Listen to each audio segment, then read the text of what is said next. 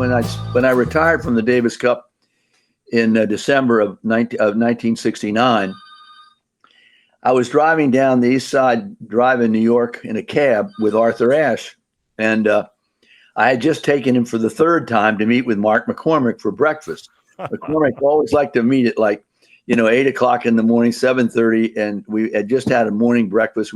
After the breakfast, we were driving down the East Side Drive. Remember? And Arthur said to me, "How many more times are you going to do this?" And I said, "What do you mean?" He said, "You keep taking me to McCormick, and I don't understand.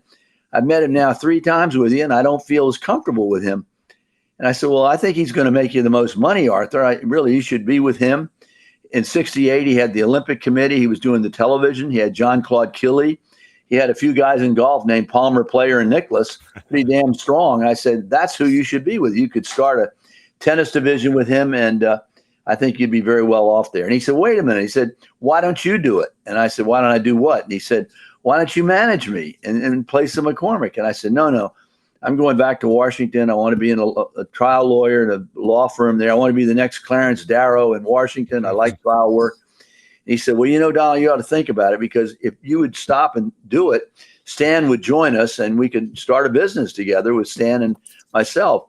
And that really, was the gem that's got me started thinking about it. And that's, I went back to the Hogan and Hartson. I talked to them, and the senior partner was very excited. But I said, "We'll give you tax people, we'll give you accountants, we'll give you the whole 5th floor."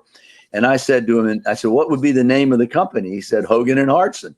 But this is a great idea. You'll be one of the first person to be in managing athletes, particularly tennis." I was the first one ever to manage a tennis player professionally anywhere in the world.